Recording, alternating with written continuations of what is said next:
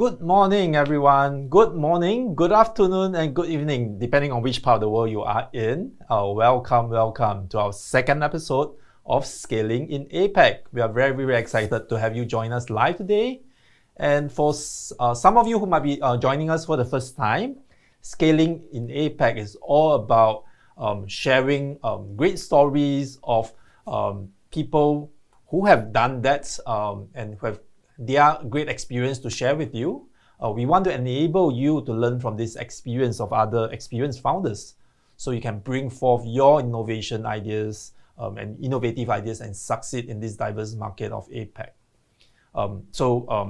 Myself, I'm from MediaShock, and Colin is from Scalar. Maybe, Colin, can you share with us a little bit about what Scalar does? Yeah, absolutely. So we're a global company. We actually help companies to scale across the world. So we're in North America, we're in Europe, we're in Asia Pacific, and I obviously live in Asia Pacific. So the way that we help technology businesses to grow, we're a recruitment agency. So we help them to build their go-to-market team, especially a go-to-market team that actually knows and understands how to do local go-to-market in Asia. We help them to implement go-to-market, so we act as a consultancy where we can help them to get traction, establish channel partners, occasionally help them to raise capital.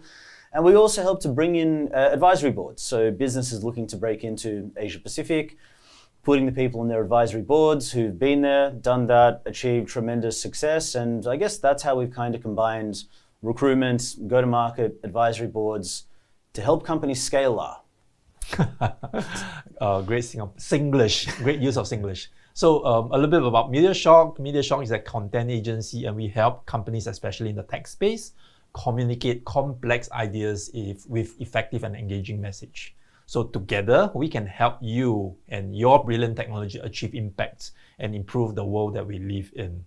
So we are based in Singapore, but we have offices in China, and we operate and help our clients within the Southeast Asia and APAC region as well. So it is our privilege to, in this series, invite very esteemed speakers who have worn battle scars. They have real deep down knowledge, practical insights, and on-ground perspectives. So if you, within the audience, know someone who has a real battle experience in the APAC market and could be a good fit to bring value, drop us a message. We'll be sure to reach out so that we can feature you or someone you know in future episodes. So today, we are actually diving into the process of taking a company from startup to IPO. So Colin, you've worked with so many startups in your career. Can you share with us a little bit about why some companies want to go this IPO journey and why they want to bring their companies to IPO? I suppose when you start a business, maybe when you first start a company, you don't think about the exit strategy, but at some point you will be thinking about an exit strategy, and an initial public offering, it is an exit strategy. You can be acquired or you can list the business, or there's other ones, but they're the main ones. And I think the first one, there's a lot of prestige associated with achieving an initial public offering. It's a major life achievement in terms of the hurdles that you need to go through, the trials and the tribulations. You go public, it opens up a significant amount of liquidity in terms of being able to now raise capital from investors and then being able to deploy that to be able to further grow, scale, acquire other businesses. So I think it's a massive achievement. I think it's a catalyst for future growth. And from the people who I know that have achieved it, I guess that's the reason why companies want to be able to achieve an initial public offering. One person being my good friend Prashant Aggarwal, who is the founder and CEO of Money Hero. Started the business 8 years ago through the many trials and tribulations which happened. Raised over $100 million, helped to list the company on the Nasdaq, which I think it's a massive achievement to achieve an IPO. I think to list a company on the Nasdaq is even more so. And I found it particularly interesting just learning from him over my encounters on what are the challenges that you face, because there's times when you're going to have a cash crunch. I think every single founder has gone through various difficulties in terms of the up and down story of it. So outside of the testing times, whether it be staff, whether it be cash flow, whether it be a lot of bureaucracy and admin that you need to fill out when trying to take a company to a listing, it's been absolutely fascinating learning from him. And I guess that's the reason why we're really looking forward to having Prashant with us to talk about his journey, so hopefully you can take something out of it and apply it in your own entrepreneurial career. Yeah. So we are going to invite Prashant really soon. So without further ado, let's dive in. Let's welcome Prashant Aggarwal to share with us how he brought his company up to IPO. Right, let's go.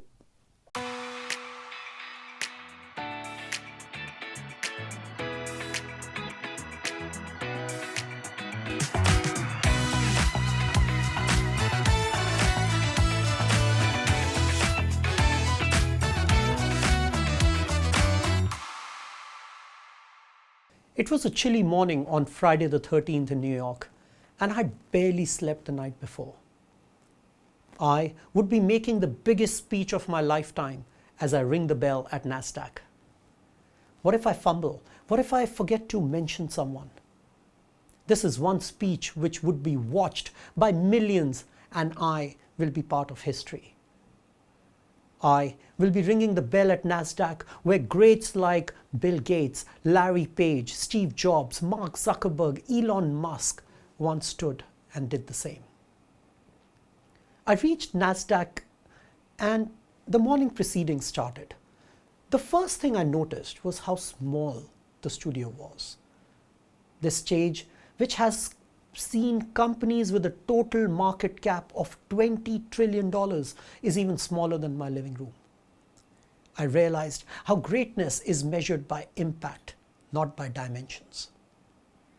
Hi, I am Prashant Aggarwal, the past CEO and board member of Money Hero Group, and I had the honor of taking Money Hero Group from inception to IPO.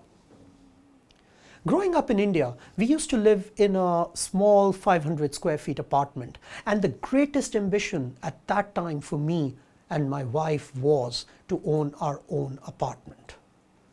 And we finally bought our first unit. Later, we moved to Sydney, and now our aspirations grew to get a 2-bedroom apartment.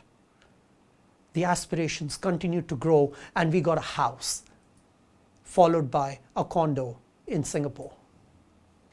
My life at Money Hero Group wasn't any different. It started with a grand ambition to reach $10 million in revenue, and then an expanded ambition to get to 30 million. Once I hit the target, it became 50 million. The 50 became 70, 70 became 80, and from 0 to 80 million of revenue in 7 years, and 500 square feet apartment to 500 square feet Nasdaq floor in 27 years.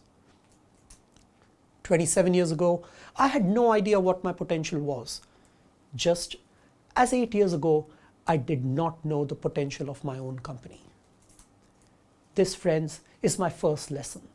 Your potential often surpasses your own vision. Surround yourself with people that inspire you to see your true potential. These people are your investors, they're your advisors, your board members, your family members, your peers, your friends. Surround yourself with people that inspire you, people that challenge you to rise higher, people that make you better. Don't waste your valuable time with people who are negative. We are all a sum average of 5 people we spend most of our time with. And if you choose to spend that time with people with negative thoughts, your average goes down. I have been blessed by advisors, by leaders that have pushed me hard to achieve what I never thought was achievable. A startup life seldom grows in a straight line. You face the highs of the highs like fundraise and the lows of near-death experiences, the highs of winning major accounts and the lows of unexpectedly losing them. There are hundreds of factors that are beyond your control.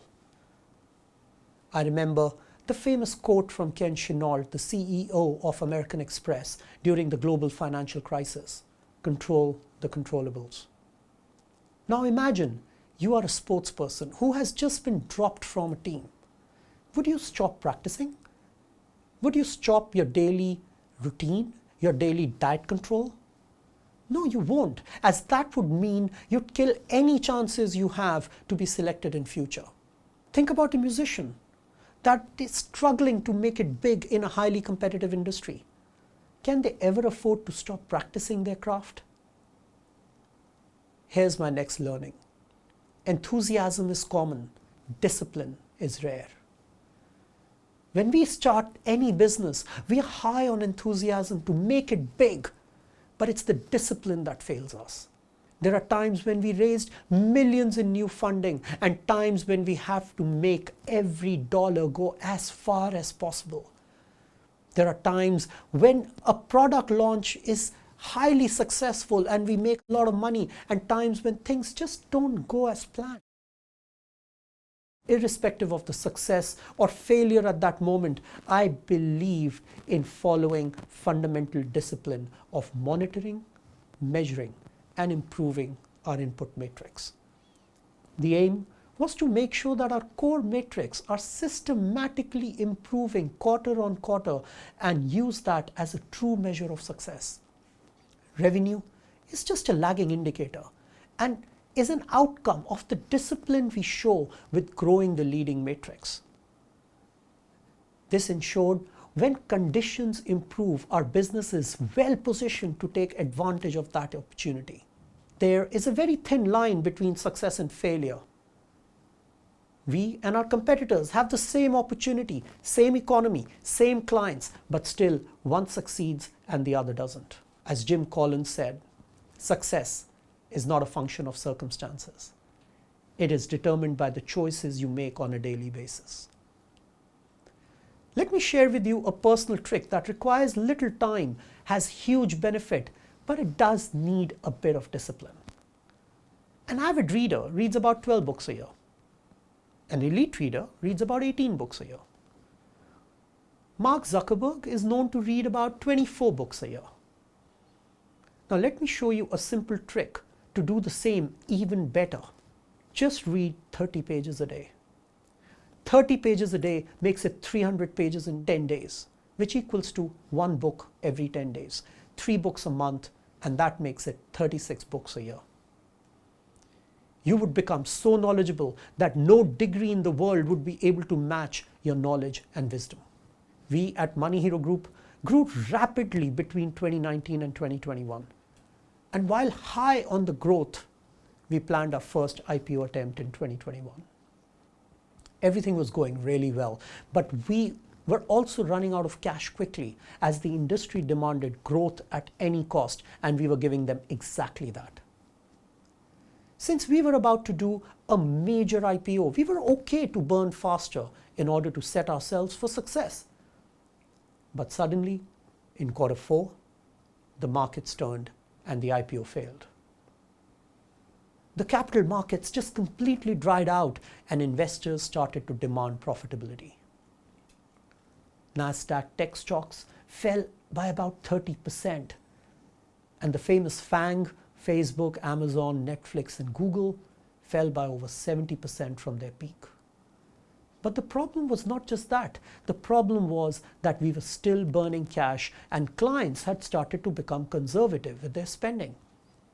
This double whammy almost costed us the company, and we had to raise funds ASAP. We had less than 3 months of money left, and our valuations had dropped significantly. So capital raise was impossible without a massive down round. A down round which meant that the new investors would give us a valuation which is even lower than the previous investors who came in 4 years ago. We had no option but to immediately cut costs, and we needed to cut significantly to ensure we can survive. This was the toughest part of my life, as we went from the highs of IPO to the lows of retrenchments just within 2 quarters. I felt like I was driving a bus at 100 kilometers per hour and had to make a U-turn with the bus full of people and in full speed. This was not possible without immense pain, but hard decisions was inevitable. I'd like to share the hard truth I learned as we were making these decisions on who to keep and who to let go. And that brings me to my last learning. Hire a team of drivers, not passengers. So who is a driver? I define drivers based on 3 criteria. You must have a hip pocket skill. It is your core competency, your core skill, such as sales, finance, investment, HR, legal. You are considered really good at it, and you are a default person when someone needs help. You are a reliable authority in your area of skill. Number 2, people like working with you. Behavior is a choice and not a skill set. You're a team player who enjoys working with people and not someone that people don't like being around. And third, you are positive and high energy individual. You have the maturity to not dwell on the past mistakes and look at future opportunities instead. We made the hard decisions, and in the next 12 months, our business grew and we became a profitable company leading to an IPO. As we wrap up today's conversation, I want to leave you with 3 crucial insights. First, recognize that your potential often surpasses your own vision. You're capable of more than you think. Second, while enthusiasm is common, discipline is rare. And it is an invaluable quality that sets the truly successful apart. And finally, when building your team, seek out drivers, not passengers, people who actively contribute and drive organizations forward. These learnings aren't the only key to success, but they have been invaluable to me, especially during challenging times.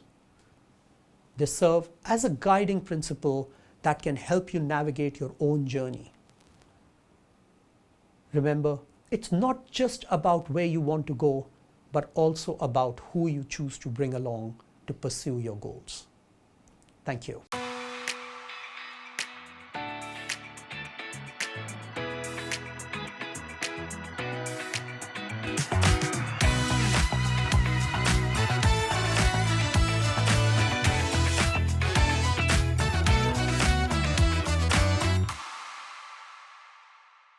Thank you for sharing that. I suppose saying this from founder to founder, and as someone who speaks to other founders, people see the success, they might not necessarily see the stress. I'd love to ask you, I suppose, can you share with us the founder's journey? I started my career with Oracle, then I was with American Express for a long time, and then I moved to Visa. And I guess I always saw working in a corporate like reading a great book and starting an entrepreneurial journey as writing one. I love that. Yeah. So you can't say which one's better or which one's worse, but they both need a very different skill. They need a very different mental space. Now, the journey was pretty simple because we saw that the business of Money Hero Group, which was a digital platform to compare financial products, retail financial products. It was a very successful business model in Europe. It was a very successful business model in the US. And we hadn't seen that model as widely replicated within Asia. So we simply saw that as an opportunity to have the same model replicated here. It's just that we realized as soon as we started that no matter how similar the businesses may sound, there are regional differences. There are differences within within a particular industry, within a particular region, and that makes it that could make the business model very different. Now, the first difference that we realized very quickly is that in the US and in UK, all the successful models were a single market model. While here in Southeast Asia, we made an assumption that one, it has to be a multi-market model because no single country is large enough, right, to be a sustainable model in itself. So we started the business alongside in 7 countries. And I think in the hindsight, that was probably the toughest decision that we made. It was also probably not the right thing to do. In the hindsight, in the hindsight, I would have said we should have gotten the model right in 1 country or maximum 2 or 3 countries, and not start 7 countries, because the biggest challenge we faced is that none of these countries were alike. You would assume Singapore and Hong Kong are very like. Well, not until you start talking to the regulators, not until you start talking to the banks. Taiwan, which you would expect to be kind of similar to Hong Kong, is very unique in itself. And Then comes Indonesia, Malaysia, Philippines, and Thailand, which were developing markets, and there the credit card industry, the financial services industry was not as progressive as it was in Singapore, Hong Kong, or Taiwan. So the needs were very different, the consumer behaviors were very different, and I think that was probably the toughest part in starting the business, just trying to figure out what is the commonality between them. How do we actually transpose learnings from one market to another while we are still trying to perfect the business in a single location? Look, I love the fact that you stuck to your guns. I like the fact that in several things that you mentioned, it's even the analogy when you were working for large companies, you were reading, you gained the inspiration, then you started writing. Because the core theme that I find from everything that you're saying is it's dreaming big, it's being inspired, it's aim for the stars. It doesn't matter if you hit the moon, but go for the moonshot. The problem that I see with many entrepreneurs is they aim for the ceiling and they don't hit the ceiling. Whereas you find a way or you make one. On that topic then, at the start, what were the major challenges that you faced? How did you overcome those challenges? I think the first thing that I would say is that if you cannot deal with uncertainty, you cannot deal with the current, right? Now, Yes. it will be foolish for anybody to think about starting an entrepreneurial journey and assuming that I'm not going to face uncertainty, I'm not going to face multiple near-death experiences. That needs to be an adrenaline for you, right? That's the first thing. Now, the second thing is that giving ourselves a choice to fail. Right? When you give yourself a choice to fail, which means you give yourself a backup plan, right? And I'll take your example. You are an incredibly fit individual, right? You're clearly a fitness freak. I'll make sure my wife hears that. Yes, of course. I'll tell her myself. But it's a very, very simple thing, right? How many people actually think about going to the gym? How many people actually think about saying, my New Year resolution is I'm going to get fit? But what fails you is the discipline. What fails you is the discipline to go to the gym. The reason it fails is because you have an option every day in the morning. You wake up in the morning and you say, I have an option of going to the gym, or I have an option of sleeping, or I have an option of just sitting with my coffee and reading a newspaper. I've got multiple options. What if you take the option away? How do you take the option away? By hiring a personal trainer. Yeah, I love it. The optionality is gone, right? The person's there waiting for you in the gym. You have no option. Now suddenly reading a newspaper or sleeping in is not an option. It's the same in entrepreneurship. Are you giving yourself a plan B? Are you constantly thinking about a plan B? Are you constantly thinking about giving yourselves options? When you take those options away from you, you suddenly have no other option but to be all in and survive the current.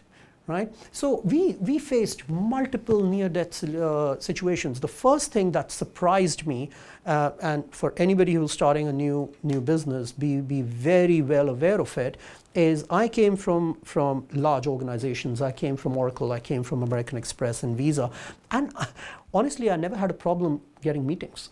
Yeah. I never had a problem calling up a big bank or big financial institution and trying to get in front of them.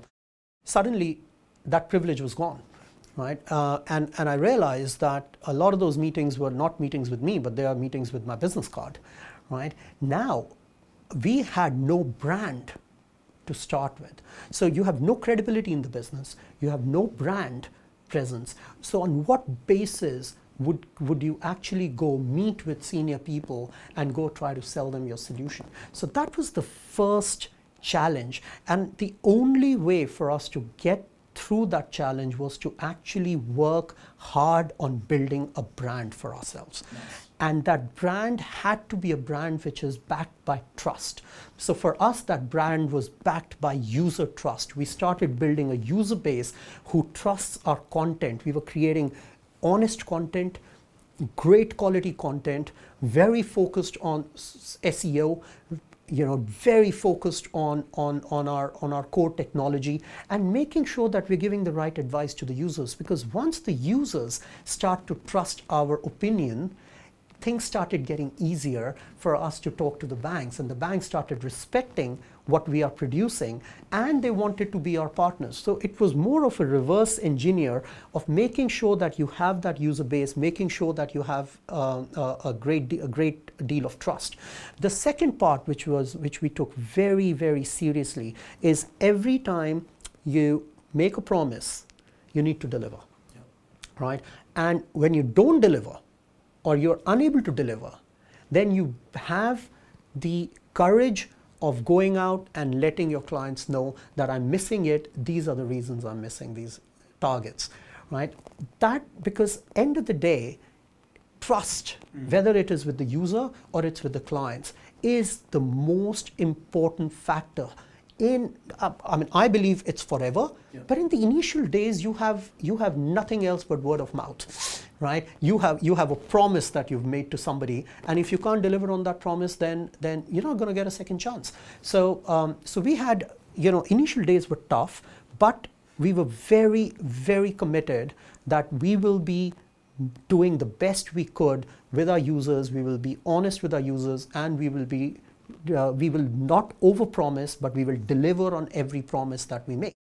Something that I'd love to touch on is there's a couple of repetitive themes in terms of your entrepreneurial mindset. What were some of the greatest business books that you've ever read, and how did they influence you as an entrepreneur?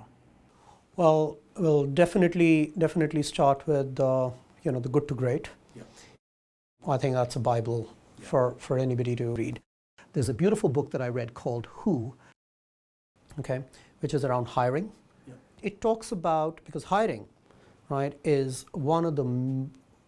the biggest job of an executive, right? It's the number one job of an executive. It's not anything else, but it's actually hiring good people. It's the make and break. It is the make and break. And one of the big mistakes that at least I thought I made, and this was a mindset mistake, right? And I learned through this book, and this book just clarified it right away for me, is that the number of times we actually hire for the long-term vision of the individual, but we assess them for their short-term deliverables. I strongly agree with this. And it wasn't until I read this book that I realized that I was probably guilty of doing the same. That in the entire interview process, you're actually assessing what's your long-term vision for the industry, what's your long-term vision for the business. And I don't think it's wrong. It's the right thing to do, because you are starting a relationship. You're starting with an assumption that this is going to be a long-term relationship.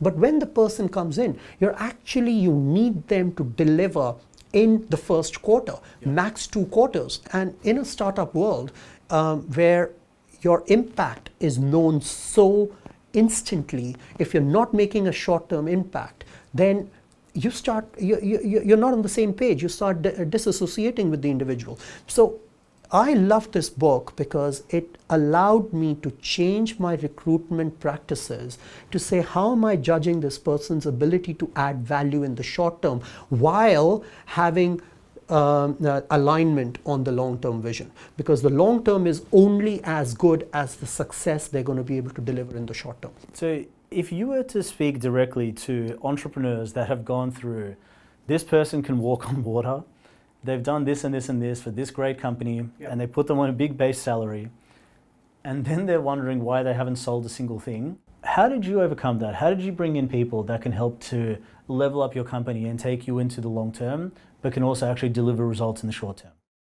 Now, understanding what you want them to achieve in the short term and being very clear upfront that this is the deliverables that I expect, or the KPIs I expect you to deliver in the next 3 to 6 months. Have that as a checklist, and share that checklist with the individual to say, this is my expectation over the next 3 to 6 months, because that's the time that you're building relationship with the executives, with the team, with the board, right? And there's and if, as I said before, like if that bonding doesn't happen in the first 3 to 6 months, then there is no future. But for the future, I think you made a really interesting point, because you're constantly evolving. The company is constantly growing. So one is hiring for the technical skills. I think we are all very good at it. We all do that. Second is hiring for the short-term deliverables. The third thing that we introduced was hiring for traits. what are the traits, successful traits of an individual that we are looking at. And what we did is we looked at historically who are all the successful individuals within our organization. Yes. Look at them as a data point. These are the successful individuals. What are the traits of these individuals? So the first step was to list down all the possible traits, 20, 25 different traits that we could think about, which will be, things like, curiosity, things like data, your analytical skills, your integrity, your past experience. So you've got all these traits. Then start to map the successful individuals in particular roles to those traits, and then identify what are the top 3 to 4 traits that are making these individuals in a particular role successful. To give you an example, one of the very, very successful traits that came up, and it actually came out as number 1 trait for people across every level in our organization, was coachability. Yeah. Right? Yes. And because we realize that people who are coming with a very fixed mindset, who are not open to being coachable, will eventually become a problem for us, because they will not be able to mold themselves to the changing environment of the organization. And the other fact that there'll be multiple decisions made. Some decisions will work, some won't, and you have to be very agile in your thinking. You have to be very very coachable in your thinking. There will be regulatory changes that will come out of nowhere. There could be changes in your client expectations. So having a person who's constantly who's open to being coachable. The second thing which came very high for us was curiosity. Yep. Right? That they need to be genuinely curious, because we realized that all our innovation that we were able to deliver stemmed from curiosity. So curiosity drove creativity. Creativity wasn't a bunch of smart people sitting in a fishbowl and saying, okay, let's take a day off, let's sit down in a beach in Sentosa and let's think creatively about our next big innovation. It just didn't work. We realized every innovation that we did, which was successful, actually was a result of a curious brain, or a bunch of curious brains who said, why? Can I do this better? Is there a better way to do this? Why is it happening this way? And that led to innovation. So curiosity and coachability were the real big drivers. And then we worked even further backwards with our HR teams, with various executives, to say, now how do we assess people for these? Right? Urgency being another one. So how do you assess now individuals? And once we figured that out, our entire interview process evolved. What about from an advisory level? Look, I have long said, if you show me the 5 closest people to you, I'll show you who you are. But I've also said, show me who are the advisors and the mentors of this company, and I'll tell you what is the likelihood of being successful. Did you have advisors? Did you have a board? Did you have mentors? I think they are incredibly important, right? Mentors, advisors are incredibly important.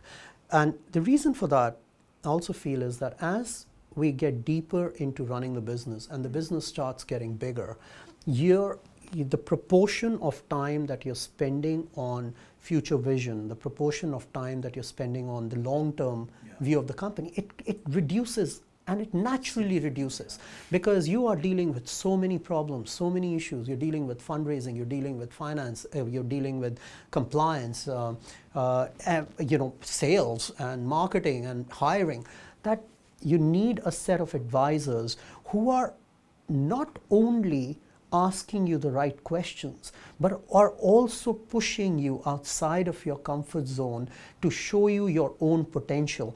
I mentioned that in my opening masterclass, that we invariably, our true potential surpasses our own vision for our potential. Right? We tend to believe that we are less than what we can truly do. And that's why you need these set of advisors around you who are able to find your true potential, push you in the right places. And look, as being the top of the organization, being a CEO is a very lonely job because you don't have peers.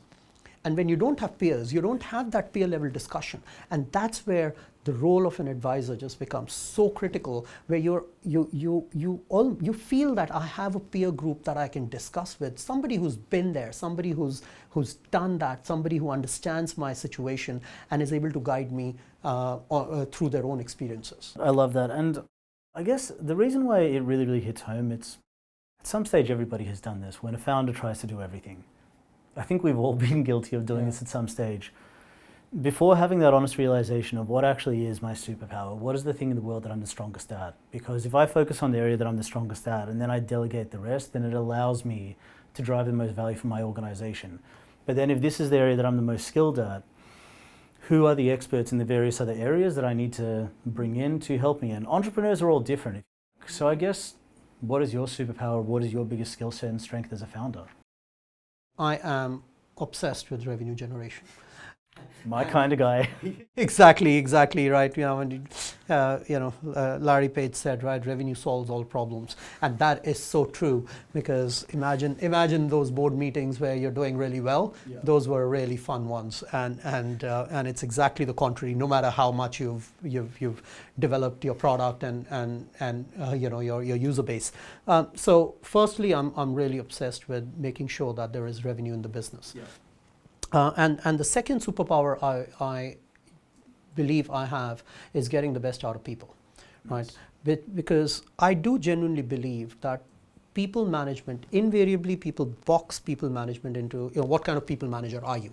Are you a servant leader? Are you a laissez-faire, authoritarian style? Correct. But I believe that you have to be a situational leader, right? Because every individual in a different situation needs a different type of leadership. Yes. Now, you may have a superstar salesperson who is absolute rock star, but you suddenly give them a brand new product that they've got no knowledge in, right? You cannot be using delegation as a mode. You got to train them. You got to sit with them. You got to coach them. Similarly, if there is somebody who's struggling with a particular situation, with a particular product, with a particular technology, right? They may be really good in something else. They may be really good in another technology, in another product. So identifying where people are, I take this as the best example of this is like learning how to drive a car. Mm-hmm. When you're learning how to drive a car, your first stage is you're really, really enthusiastic, but you have zero skills, right? If I have an employee who's very enthusiastic and has zero skills, am I going to give them full control of the car? No, they're going to crash it, right? So I have to be a micromanager. Who says micromanagement is wrong? At that point, you need to be a micromanager because you need them to learn the skill. Then comes the second stage where you still haven't mastered your skill, but your enthusiasm drops because now suddenly you realize this is tougher than I thought. What do you need then? At that time, you need coaching, right? You need a good teacher. You need a good coach. So you as a leader need to become a coach at that point. And then what happens? You develop the skill, but your confidence is still not strong. That's when you need support. Yeah. That's when you need motivation, right? And then comes the last stage where you're very skilled, you're highly motivated, and that's when you delegate. But these situations will keep changing as the company evolves, even with the same individual.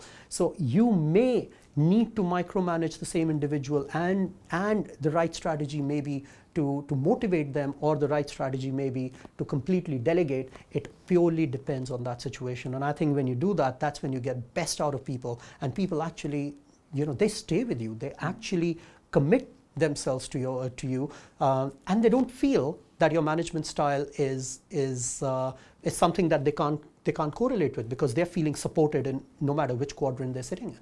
It sounds like you're a very good sales manager and people manager. I suppose you would need then other skills to uplift you. What were the special powers of your co-founders? Well, finance. Yep. Right, and fundraising. Yeah. So to free up your time, of course. Absolutely. Technology. marketing. Yeah. So I think that's the overarching. That's the nexus. I think it's the right nexus. It's the right mix of making sure that that everybody brings in a unique superpower into the business that you truly respect them for, and you rely on them for making sure that they control that part of the business with utmost professionalism. And I think that's what makes it wonderful. Fortunately for me, I never had a situation where we had clash of skills, or we actually felt that one person can do the same job better than another person. And I think that was definitely a function of having the right executive team in place. No, I love that. Then if I could summarize, I'll tell you what I really got out of this. It's dream big and be inspired. Dream bigger than what most people think. Like if you're going to go start a business, you may as well go big. Yeah. Reverse engineer that. Supplement yourself with the skills that enhance what it is that you're doing. Hire the right people, and what that means is hiring people who are joining for the right reasons, right salary, right motivations, and the right traits, and they come in coachable. And a lot of people tend to forget how important it is to be working on the business and not just working in the business. That have someone who's wiser, smarter, more experienced, has achieved that success to hold you accountable. Stay accountable to a big vision. Bring in the right people joining for the right reasons. Supplement your existing skill set. Have I basically dissected? I think you've done it. You've done it better than I could. Look, honestly, it's been an absolute pleasure. I know a lot of people heavily admire what it is that you have achieved, and look, I definitely do. I think it's absolutely incredible. I'm inspired from listening to you. I really, really thank you for sharing this. You are amazing. Cheers. Thank you so much, Colin.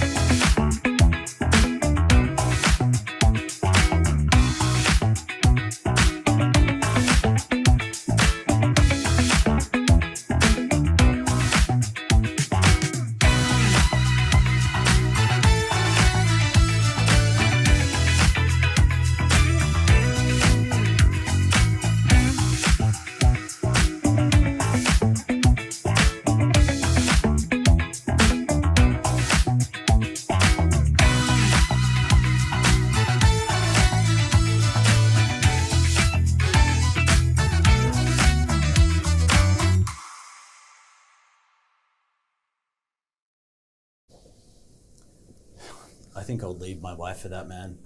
I love him. Like, what a man. Like, for me, I just find that it's a very, very inspirational story. Like, it's inspirational. I find it relatable.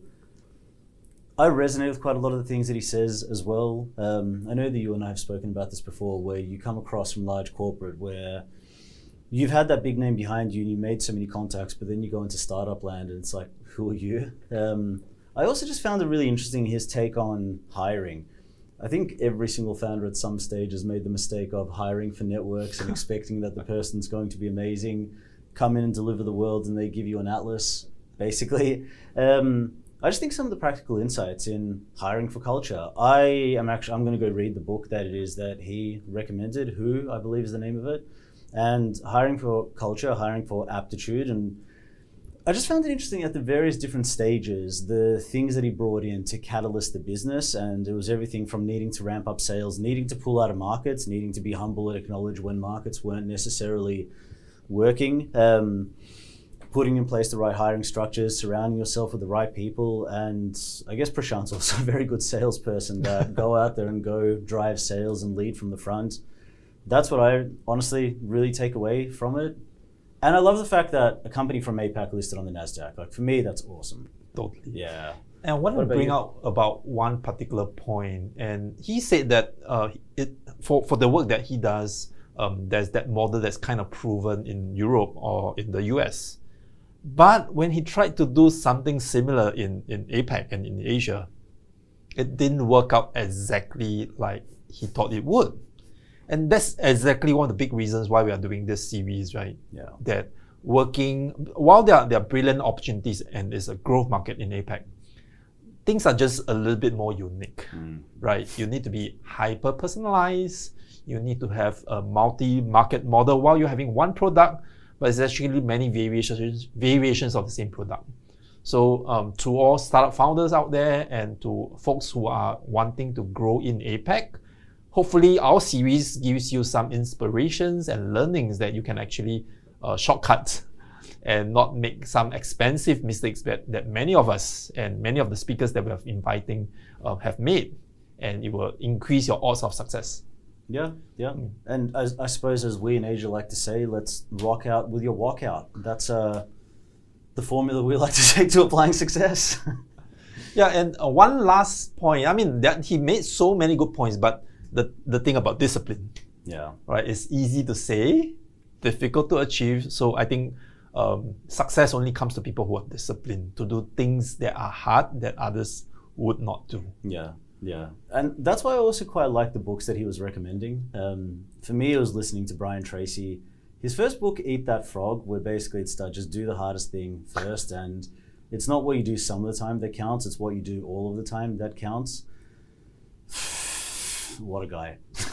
And I suppose just to continue on, so one of the things that I actually often get asked is, as a business owner, when you're operating in Asia Pacific, what are some of the challenges that you will face in hiring? So, and this is related to both myself as well as companies that I've seen. Where do I start on this question? The challenges that I've seen, first of all, for businesses that are coming in is they don't know how to hire. And spoiler alert. But what I mean specifically by that is if you're entering Asia Pacific, you need to hire people who actually have the experience in executing a localized go-to-market. And this touches on something that we were talking on before, because the selling style in Australia is different to how it'll work in Singapore, is different to Hong Kong, is very different to Japan, that you need to actually hire someone who's done this previously for a startup, like what you and I call battle scars. And I mean, I see this in a multitude of different forms where some American companies are, let's send old Joe down from New York and hope for the best. So it's hiring the right people with the right aptitude that know how to be able to deliver a localized go-to-market, that know how to be able to set the right pricing strategy, that know how to be able to channel effectively the right communication strategy, which is something that you guys help with. I'd say that they're probably the biggest ones that I've seen. Got it. And I totally agree with the localized approach of hiring. And you reminded me that we should always hire for someone who has done something similar, but not necessarily always the exact same thing. It could be adjacent. It could be sometimes even in a slightly different industry, but probably with the same similar set of client base that they're looking out for. Yeah, so I'd say that recruitment is one of those industries where past performance actually can be an indicator of future performance. And why I strongly agree with what you're saying, there's a couple of different ways that you can hire for an aligned skill set. But let's say we're talking about a salesperson. So let's say you've either sold to the same type of stakeholders, you've sold to the same type of vertical, or you've sold a solution which can solve a similar kind of challenge. So as an example, what I mean by that is I have a client which does 3D modeling software for fashion design, and that's very, very niche, but finding someone who can sell 3D software means that they've sold a similar type of capability. But the key thing is they need to come from a startup. They need to have been hands-on involved in the very difficult process of actually building a startup and knowing how to do a channel strategy, how to do a direct strategy. Like, why is it that selling in Indonesia is so different to selling in Singapore? Like, someone who knows how to do that with a similar type of solution, like that's typically what we see as being the gold standard. Okay. I believe we have some questions. I believe we have some questions coming in. Yeah. Thank you, David. David is saying that the topic of getting the right executive team is spot on. What is your advice if you grow and you have operational people who are fearful and rejectful of change? You know, something we've talked about fairly recently as well. As the business scales and new people comes in who have higher power than they were probably brought in a more senior position. You want to take that on? Yeah, I completely get it. And I'm just going to say exactly what I think here. The people that can take a company from 0 to 20 are different to the people that can take a company from 20 to 100 or 101 to 500. I had this experience when I was working with an Australian stock exchange listed technology business, and they wanted me to help them find a CEO. And they were about a 60-person company, and they were looking for some of the most like high caliber CEOs of tech companies in Australia that are managing 2,000 people businesses. And the advice that I needed to provide them, it's a completely different skill set. It's a completely different skill set. You need to surround yourself with the people that know how to take a company from the various stages of growth. The person that's managing 5,000 person business is not really, they're going to be kind of useless in a business which is 20. So the reality is, as you grow, the hard fact of the matter is that you may see attrition. If they feel threatened or vulnerable by it, that's a part of growing and scaling a business, unfortunately. You need to bring in that next caliber of skill set that's going to take you to that next stage. So they can either get on board and they can start working with what the direction of the strategy is, or they're holding back the company from growth and scale. And wish there was another way to word that, but that's just practically what it is that I've seen. Totally. I'd love to hear your thoughts on that question, actually. So this is what I think. If the company has been very clear from the onstart of its purpose, and the original founding team of 20 came in for that purpose, and the purpose hasn't shifted, just that it has scaled. I think winning the heart is more difficult than learning the skills. So if those people have the heart and they are willing to learn, but I read here it is fearful and rejectful of change. So get on one-on-ones. I mean, I operate a company where it's still very possible for the founder to get on one-on-ones. If you have 20, you have 30, 50 staff, I think it's really possible for you to get on those sessions. Get deep with them. Understand why were they on board right from the start? How has that changed? And why are they fearful of change? So if that you have kind of cleared the air, figured out their purpose is aligned with the company's bigger purpose, I think we would be able to unlock their fear. Yeah, and if you position them in a way that they can contribute in maybe coaching the technical skills that the new people, because these people are very valuable. They've been in the industry, they've been working in the business for 10, 20 years, for example. They will bring so much value compared to someone who's being parachuted in with the right skill sets, but not necessarily the relationship.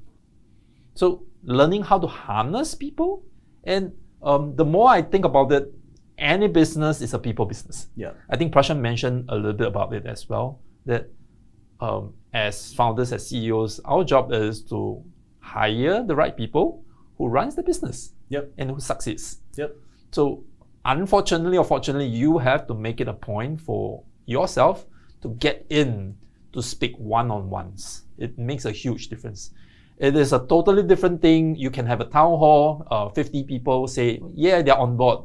But when you get into the one-on-ones with them, they may tell you a totally different story. Yeah, and I think that just comes down to also having a clear strategy, being able to clearly articulate the goals of the business. And look, the reality is if there's misalignment in terms of what you as a founder perceive to be the goals of the business and what it is that you want to achieve, you're ultimately going to need to make that hard call. The easiest way, the most common way, is being able to be a clear, effective communicator, like what it is that you were saying, and sharing the vision. If you can share and articulate the vision, people should want to be bought into the vision. The reality is, as a business, you have to change.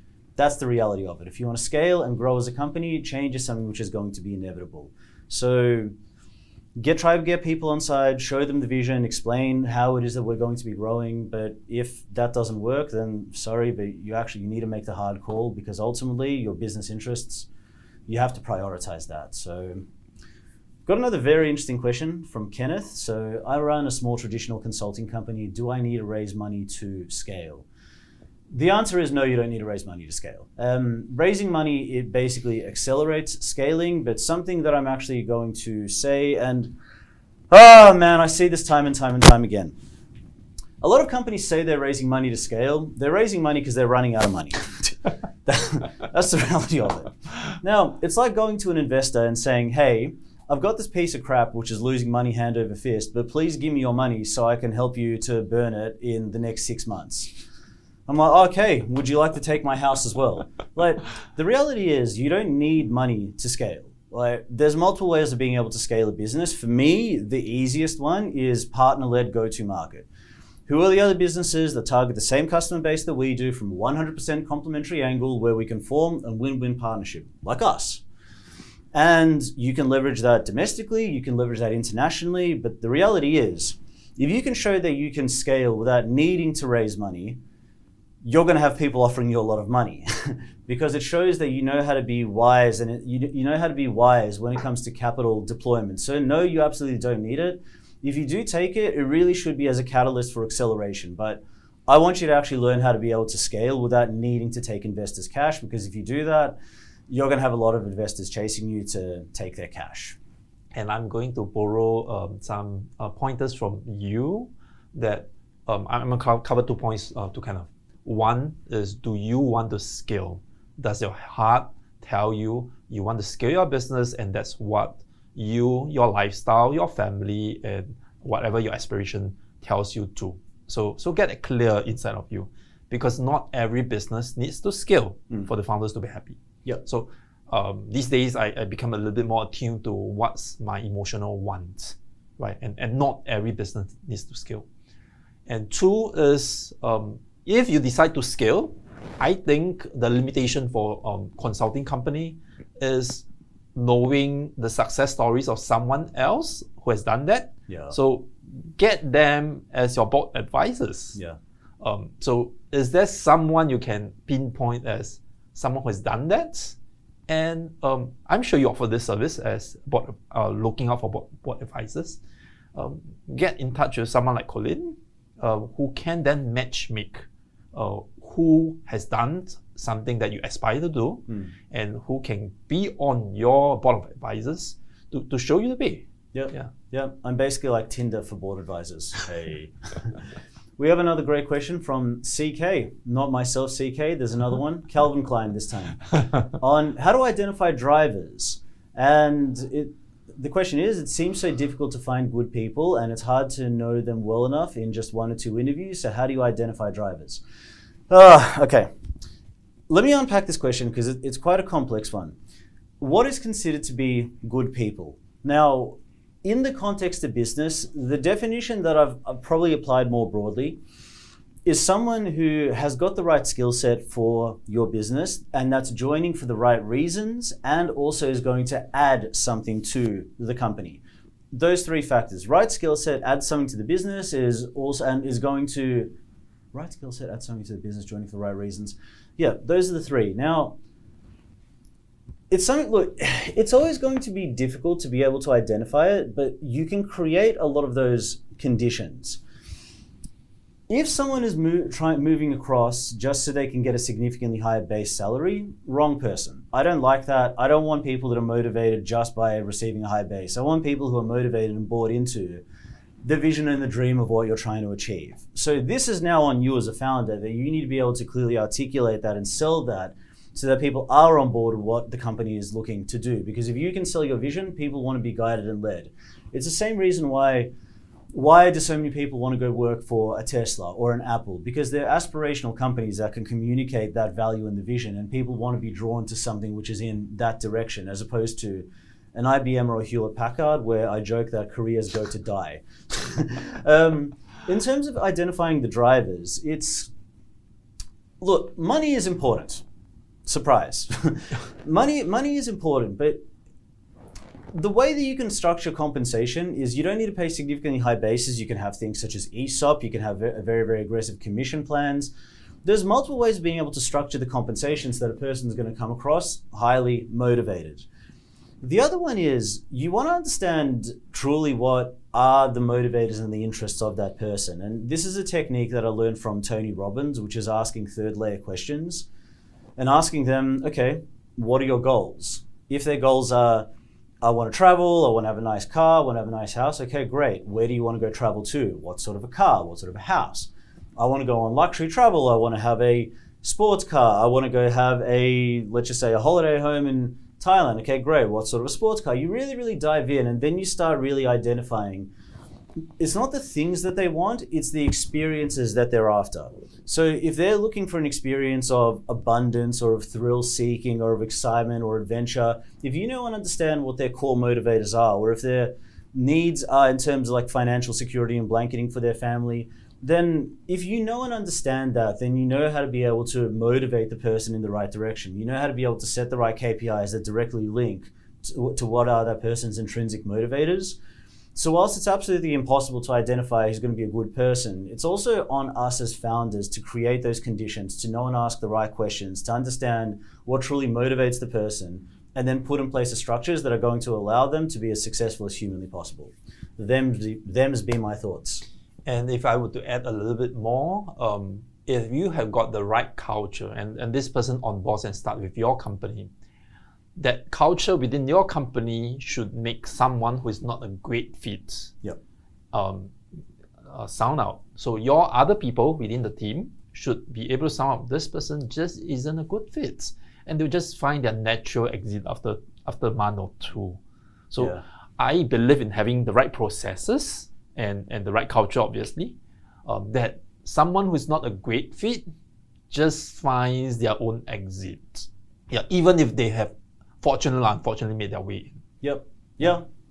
Those things typically work themselves out. The next question we have from Vincent, or Vincenzo as I like to call him, and that is, doesn't matter where you list on. So clearly there's a certain prestige in listing on the Nasdaq as opposed to the SGX, and what are the considerations? The honest answer is it really just depends on what it is that you want to achieve. The SGX has different criteria to the Nasdaq. The ASX has different criteria to the Nasdaq. Like I think that you need to have revenue 20 times higher from the Australian Stock Exchange to list on the Nasdaq. But of course, if you list on the Nasdaq, you've also got access to significantly more pools of capital. And there's also a global customer base that's effectively trading on it. The same thing, let's say if you list on the Singapore Stock Exchange or the Hong Kong Stock Exchange, a lot of that money flows typically within Asia. Whereas if it's on an American stock exchange, you're pretty much now accessing global pools of capital. And what that means is that you can raise faster, you can sell and trade the shares significantly faster. But what you need to consider is that there's a significant amount of hurdles and regulations that you'll need to go through. And I actually don't know the answer to this because I know Singaporean companies that are listed on the Australian Stock Exchange. I don't know enough about what are the primary differences. Australia is a larger market than Singapore, but in terms of is it a better exchange, I'm not 100% sure. But I guess look, if you can achieve that milestone in revenue, go for the Nasdaq because for liquidity. If not, it doesn't matter. You can list on the Singaporean Stock Exchange, continue to grow the business, and then you can actually then take it onto a different exchange. So you can also, I suppose, right-size it. Thoughts? Yeah. I haven't really thought through about listing the company. So that's a very far-fetched question, honestly, for me. But from my limited knowledge, it's probably the access, the profile of the people who have interest in your company. Yeah. And how much they could make a difference in helping your company succeed in their market. From my understanding, having your brand in a particular market could help drive consumers and sales and some of these other things beyond just the capital side of things.